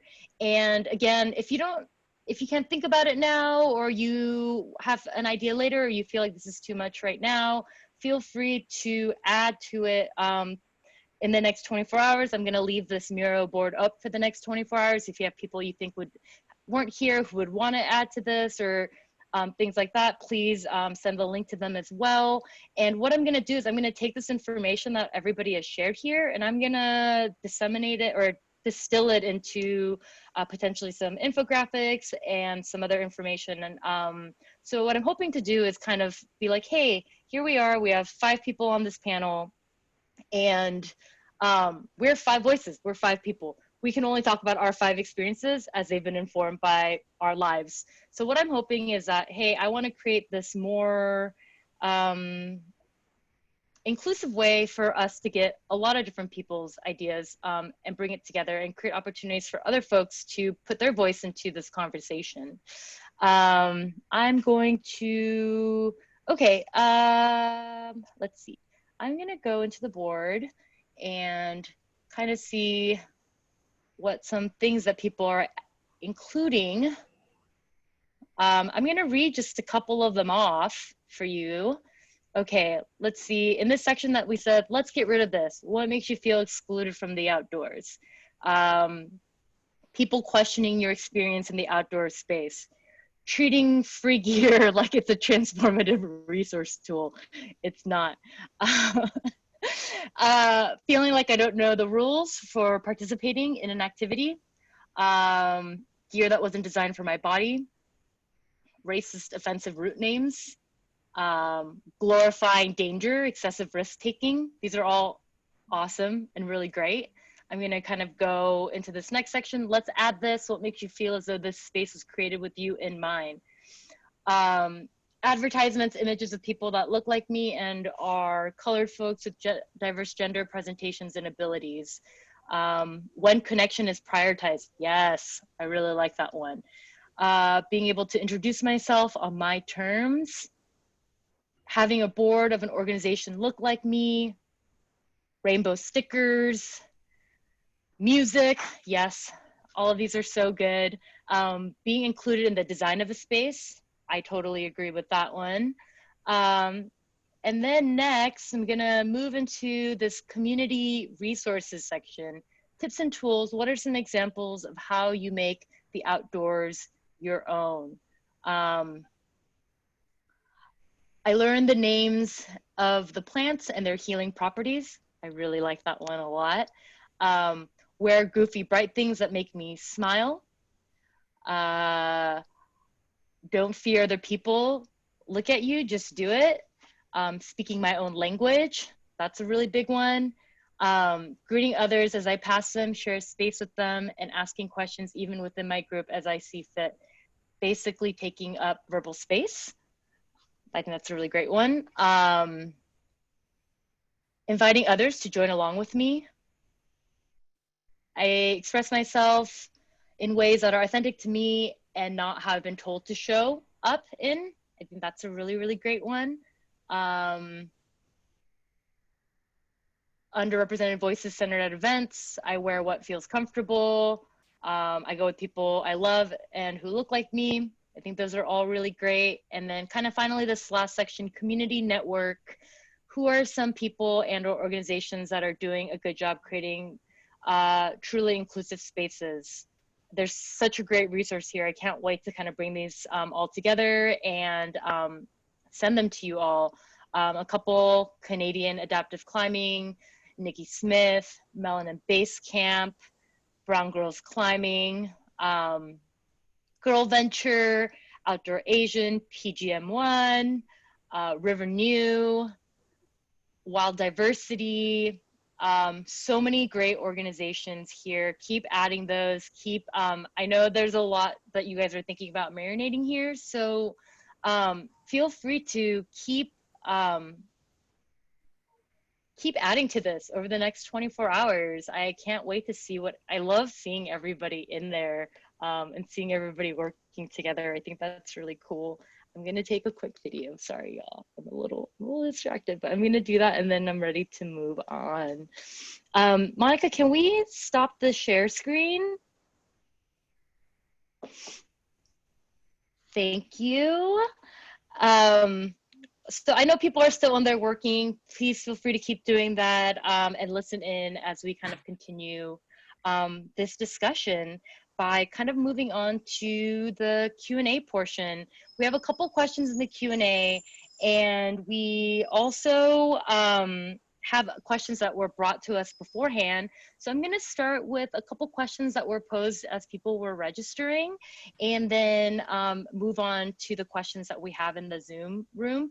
I want also to encourage folks, feel free to ask more questions. Please put it in the Q&A box, because when you put it in the chat, we kind of lose track of it.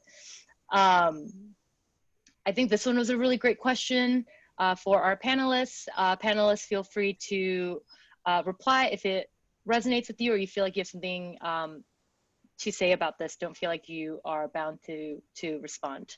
Thoughts on what we can do to create space in spaces that are not actively created. Examples were public lands that are not developed as parks, campgrounds, etc. Does this mean providing support to groups designed to promote activities on these lands, hosting events ourselves, or something else? That was a long one. Use that Anybody one have more any? time. Yep, I can say it one more time. I'll say it one more time. Thoughts on what we can do to create space, welcoming space, inclusive space, and spaces that are not actively created. For example, public lands that are not developed as parks, campgrounds, etc. And could that mean providing support to clubs designed to promote activities on these lands, hosting events ourselves, or could it be something completely different?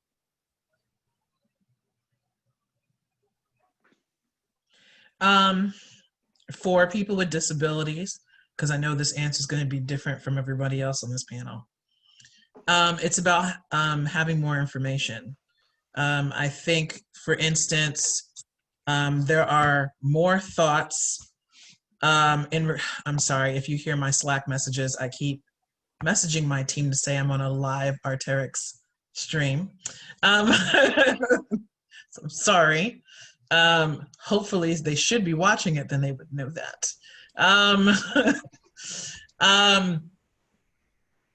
More information. People understand how much details matter, I think. I think even in this conversation, I heard a lot of what I call jargon or buzzwords that are centered around people who do DEI work. So even though they are in, let's say, the regular language of which we speak, it's not in everybody else's language. And I think it's very conscious that people who do this need to, you know, just be more cognizant of the fact that everyone who you're speaking to doesn't know what you're talking about. You know, when we're trying to explain something, I try to stay from using specific climbing examples that someone would have to experience in order to know, to understand the analogy, you know? And then my second part is that the details of the space that people are entering in, that you're welcoming into, needs to have more details, right?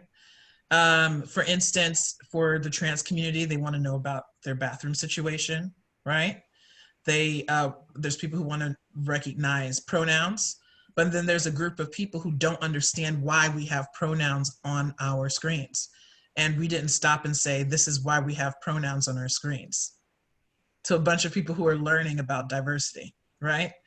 I think that is a huge barrier. I think especially some of us who've been doing it for so long, that it's so conscious for so many people that they forget that portion of what was it like the first time, you know, and put that into their interaction.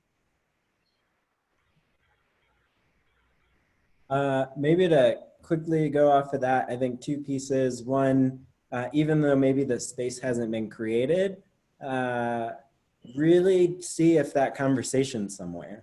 I think that goes back into that place of like, sometimes people don't have the resources to have already started it, but they've done the work of like, we're ready to launch it, we're ready to build it.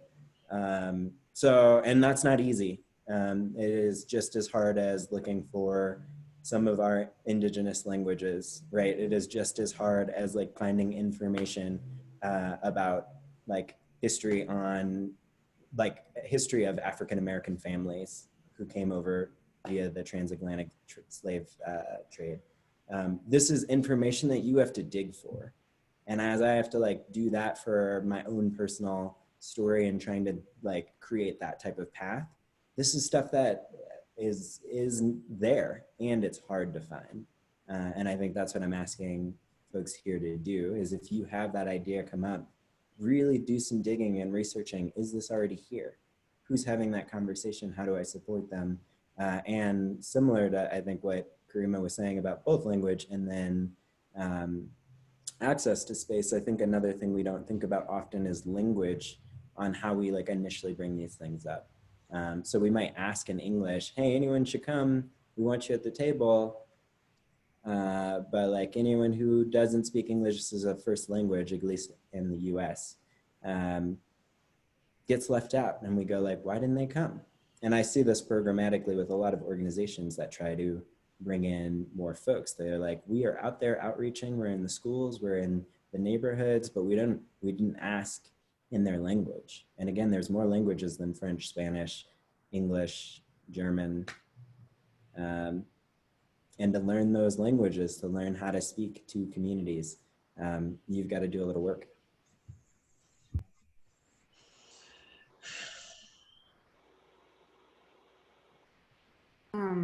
I'll jump in. I wasn't sure if Ashley was gonna say something because you were unmuted. I was like, oh, but the question of like undeveloped, so much problematic terminology to try to like seep through constantly. So sometimes it's like, okay, the conceit is to use this language despite knowing that hopefully it will be radically transformed later. But I think some of these spaces, like a lot of people maybe already see them as healing spaces, but a lot of people don't. And a conversation I was having earlier with someone that does a lot of work around census and specifically Latinx communities in Oregon, we were talking about the fact that there are so many organizations that exist in the state that are doing work with Latinx folks, but and even saying Latinx is like an interesting, strange one, right? Because like some people feel like really good about that, and some people are like, that doesn't really actually even translate to Spanish. Like, why are we saying that? And it's like, okay, another conceit, right? But anyway, you know, so talking to him, he's like, I believe these spaces are healing spaces, but I'm working with a community who is so busy trying to survive that the idea of then doing work around like thriving is so far from where we are. And so in many ways, he's introducing the idea of like using outdoor space as a space of healing for these communities or these groups for like the first time, right? Because it's like, we're so busy trying to like survive in some ways. And he was talking about the importance of healing, knowing that particularly in this time, there is so much happening and so much being put on us every day that healing is so needed and will be so needed, like, you know, with everything that's happening every day. So I think the idea is like, okay, if you have this land that you're somehow related to, maybe you work, it's a big question. Maybe you work around like a park system, or maybe you work around some space and you're trying to figure out how I can like develop this space in ways that are somehow interactive. I think, you know, knowing that you might show up and be like, hey, I've got this land. Do you want to use it? People might be like, what are you doing here? Thing one first. And then like maybe the next time it's like, well, I just want you to know, like, here's my card, I'm from this place. Maybe no one's ever going to get back to you, but maybe when someone does get back to you, they're like, oh, we think we could do this thing. And you might be like, well, that's not what I had in mind in terms of how this like space was going to be used. So I think it's, I don't know, just once again, like, just like being kind of like open to how a space might be used, that it might not be a community camp out. You know, it might be like, oh, we wanted to do like a discada, like barbecue. And you're like, I've never heard of that, so I'm not down. But like just knowing that, you know, just being very open to how a space might be used, and like trying to co-create those uses with the communities that you're trying to outreach to. I think that's a really great point, Faith. You know, I worked in community-based organizing in New York City for several years before I moved into the outdoor space. And I think one really good example of that was there was a park that was being renovated in the Lower East Side. And there was this proposal that came out, and they were like, we're going to turn this area into like a kayaking area. And then there was this community board meeting, and all these people I know who grew up in the Lower East Side, they're like, we don't want kayaking. Like, we don't care about nobody asked us. Why would we want kayaking? We want barbecues so we can have birthday parties with our family. Like, that's what we want. Like, we wanted the barbecues. You won't give us the barbecues. Now we're gonna have kayaking, like, you know. And I think that's like a really good example of like, well, one, what you're saying, maybe they'd like kayaking if they tried it. They've just never even had an opportunity to go kayaking. But it's also like, you know, if a lot of people on this call said is like, listen to what people want. Is that actually what they want, or is that what you think is going to give them this connection to the outdoors? Because that was your connection. You know, to me, climbing is this incredibly powerful connection that I've never had to land before, where, you know, I always felt like an observer of the landscape. I'm like over here looking at it. And the first time I was 500 feet up on a wall was the first time I ever felt like I was part of what was happening. I was included in the narrative. And that's what got to me. That doesn't mean, you know, somebody might hate that. That might not be the way that they connect to the outdoors. So I think we need to be mindful of that as well. I do want to move on just to one more question. if that's all right. Um,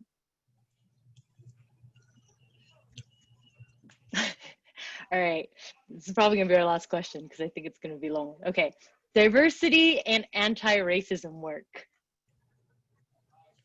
are not the same thing. How and why? Oh, definitely me. I mean, I'm raising my hand for that one. I'm going to say it again, as I said in the beginning, diversity is more than color. Even now, I can consider myself a token on this panel, right? So when you think of that, and then the other thing is that I feel like a lot of times we are trying to be so inclusive, whether it's identities that we personally identify with, that we tend to exclude everyone else. And you know, we got the blinders on. We got to get them up to the top of this mountain. We got to get them there. They need this, they need that, they need this. And sometimes we end up pushing away what could be our allies. And then my final thing is that in that look of diversity, and I really should hear this more, that diversity is also cis white gender males, it's white women, it's Black women, it's Asian, it's they, it's them, that is diversity. Somehow people, just like they renamed urban, they gave it another meaning, because I think in American culture we like to rename things. Soccer, poor thing. So when you think about it that way, it's like, just use the Webster Dictionary definition of diversity, and that is really your true answer. Diversity is not the absence of anything. It's everyone coming in together. Okay, I'm done now. I mean, I would say I absolutely agree with what Karima said. I would add to that like also diversity isn't enough. Like, you know, we talk about all the acronyms that are around, and there's like diversity and equity and justice and inclusivity, and now we've come up with this really like fun term, Jedi. And you know, I think what's important to realize is that like Jedi, that isn't actually like the order that things are always going to go in, right? It's not going to go in justice, equity, diversity, and then inclusivity. I think what usually is kind of the lowest hanging fruit within those four really hard terms to aspire to is diversity, is that, you know, and I think the example that I always use is like, you take a Korean family and you put them in like a camping scene for like an ad, and they're doing camping like white American people do camping. They're like roasting marshmallows, somebody's got a guitar out, they're singing camp songs, and I'm looking at that, I'm thinking, that is not how my family camps. You've put us in this scene that you've been like, oh, we made it diverse, we put some Korean people in here, and I'm thinking like, I don't connect to this image at all. Like, that isn't how my family camp, that isn't the way we do it. And so I think you have to be thinking about like, what is truly inclusivity, right? What is making a space that resonates with folks in a way that feels authentic to them, right? Ashley, do you have something you want to say? Yeah, I was just gonna build off of what you two just said. For me, like, this happens in outdoor spaces, and in my line of work in academia, it happens a lot. People always want Indigenous people to participate, but once they're there, what kind of support network do they have? We'll have Indigenous students come in as freshmen to try to get these diversity numbers up, but then you'll see some of the highest rates from college. So it has to do that statement, or that question of it, how diversity is anti-racist work is super accurate, at least from my point of view. What structurally is there to support the diversity once we're there? What you guys have been saying, what kind of access is there? What kind of language is used? How are you going to support us once we're at the table?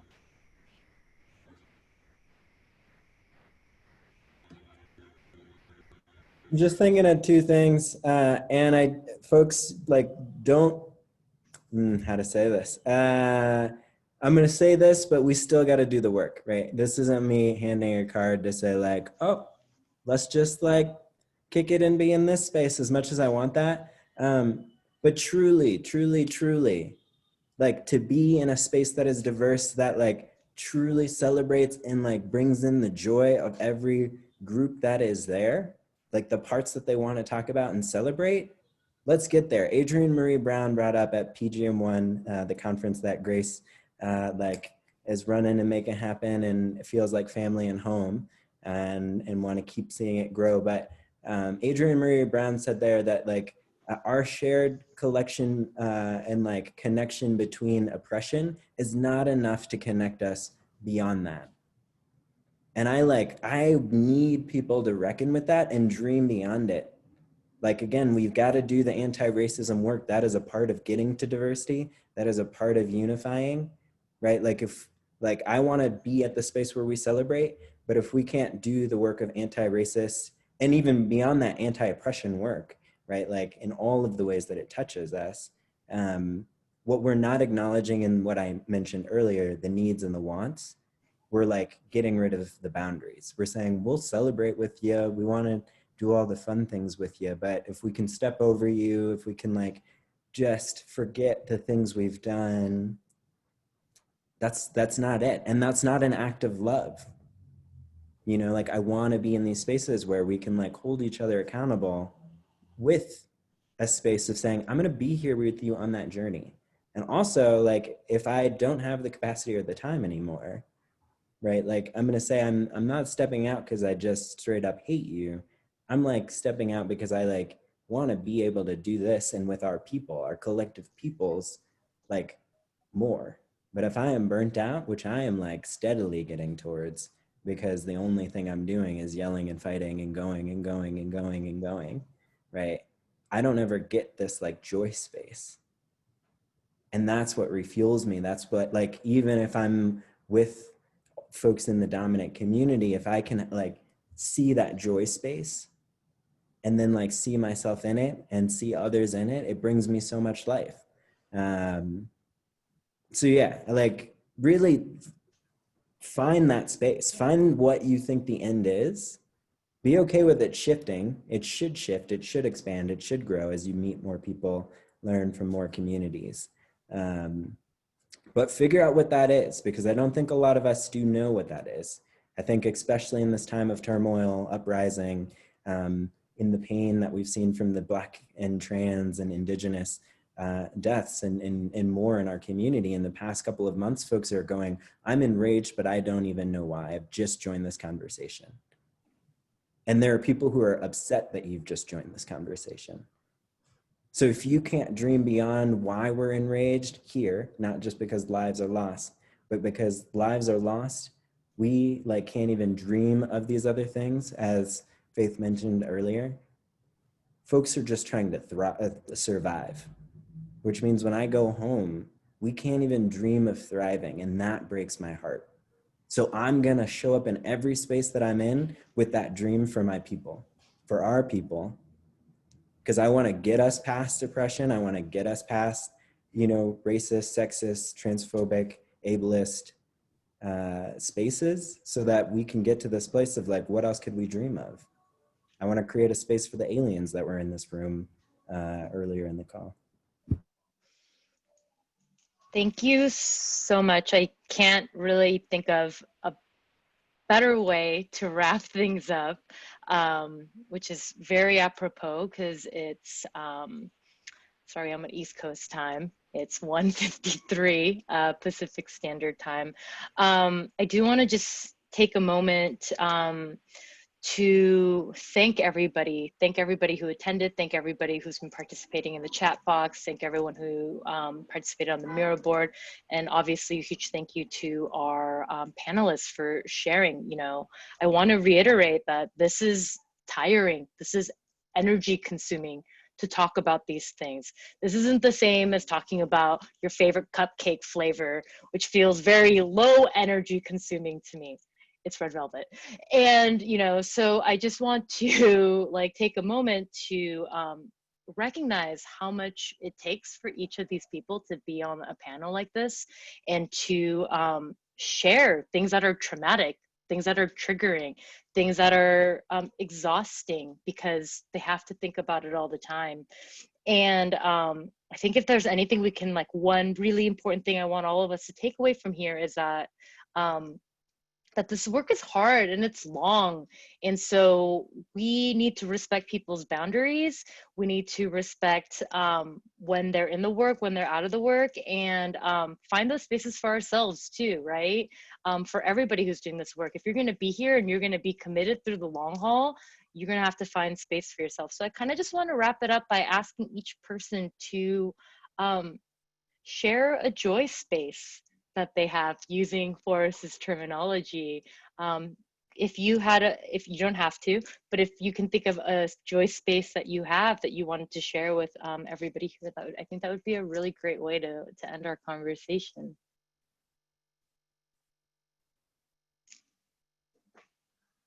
Should I start to give everybody a little bit of time? I didn't hear what you said, Forrest. Oh, I just said Ashley the people want Ashley, but you should take the time that you need to think of your answer. But I'm just saying. Anybody? Shalma, you could start. Be a good example. Okay. I will start. I would say that, you know, especially in the light of COVID, it's been actually, you know, I just got back to New York City about a month and a half ago, and I've been really trying to find my joy space here. And a lot of the things that I normally find joy in is not available here right now. Listening to music, finding those community spaces where we're all together, the climbing gym. And I guess one joy space for me lately has been to be at the park, like laying on a blanket and reading a book that I'm reading just for myself. And I think one of the big things for me is that in New York City, when you're outside, almost all the time you have to have a mask on. There kind of aren't very many opportunities to be unmasked outdoors because you're kind of within proximity all the time. And I found that being at the park in our socially distanced blankets is kind of one of the few opportunities that I have to be able to be outdoors with like the mask off, just breathing and being. And so I would say that's one of my joy spaces right now.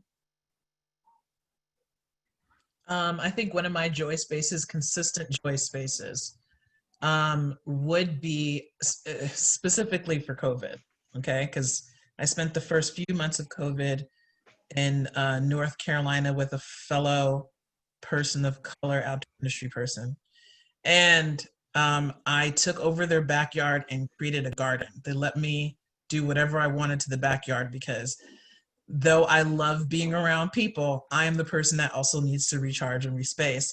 And I get up early before everyone else, like 6, 7 o'clock in the morning, because that's the kind of internal clock I have. And I get out and I just check on these plants. And it was such a healing process to see something grow, be to fruition. And they're all vegetable and edible things. So I was constantly feeling this cycle of nourishment when everything around me was just so tragic. There was death in so many different places in so many different ways. And when it was time for me to come back to New York, once New York City started reopening, I was able to take so many of those plants with me, which you will see here. So before I even start working, I'm with these guys, which are everything from green peppers, different types of tomatoes and herbs. I, play music for them. I spritz them with water. I tell them, "Yas, you are it. Oh, look at you. Is that a new branch?" I get really into it. It's a little weird, but it takes me out of that space and then gets me ready for getting into work.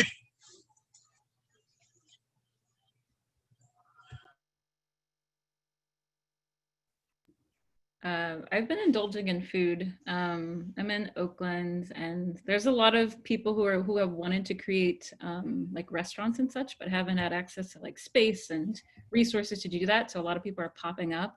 And with that is just like the creation of like such good food in Oakland. And I just like throughout this pandemic, like cooking something that I usually like to do, but can't really motivate myself right now. So yeah, I've just been indulging in these like pandemic hustles that people have started in on.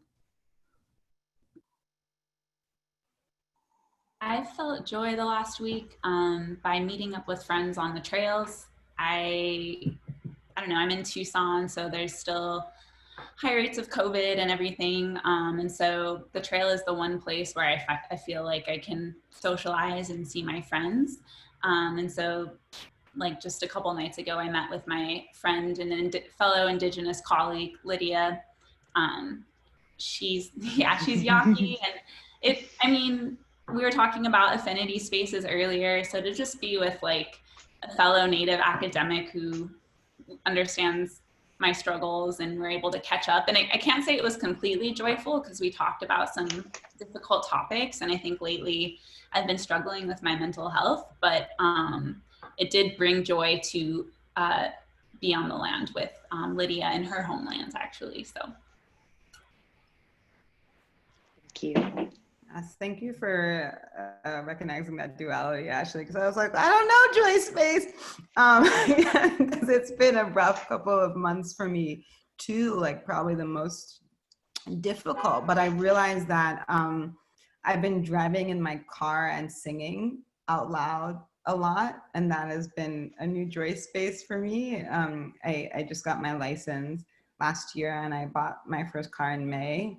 And so I feel like those movies, when people are like driving in their cars, like rolling with the home, whatever the things that people do in movies, I didn't have that like idea of like, this is what driving around is like. So it's been like a fun way to be like, I belong to myself in this little space.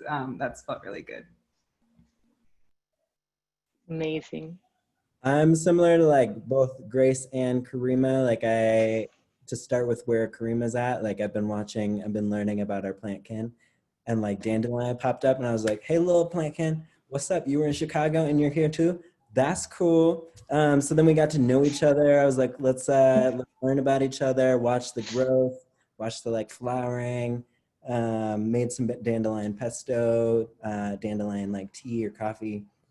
And then the dandelion kind of went away and I was like, I feel really sad right now. And then lamb's quarter popped up and I was like, holla, we got another person in the backyard. So I've been like, oh man, what are you? Who are we? Like, this is dope. And then like, because that transitions into food, then I'm like, well, let's do it right. And then I like try to have a really good meal. So I've been, people on this panel and probably people in this room know I'm very bougie or bourgeois.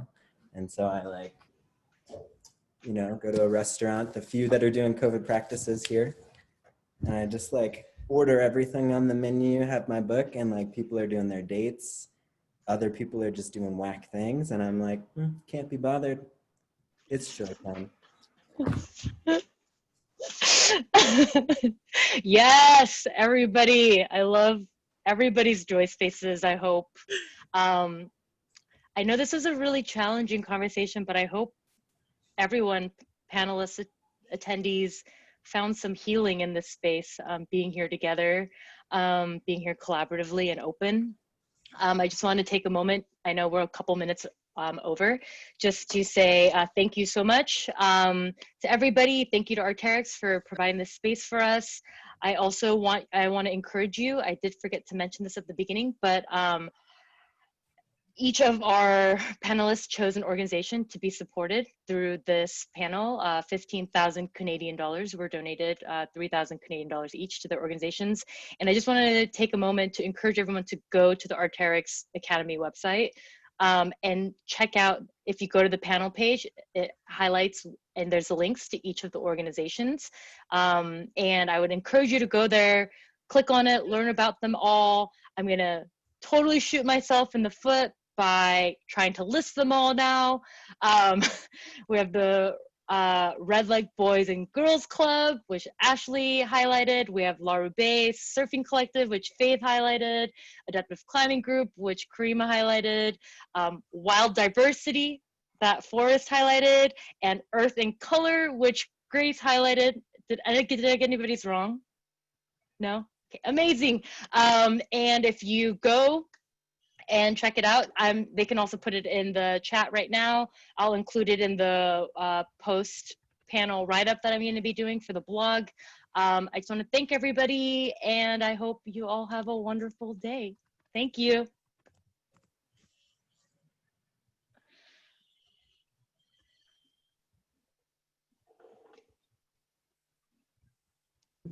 I was trying to find the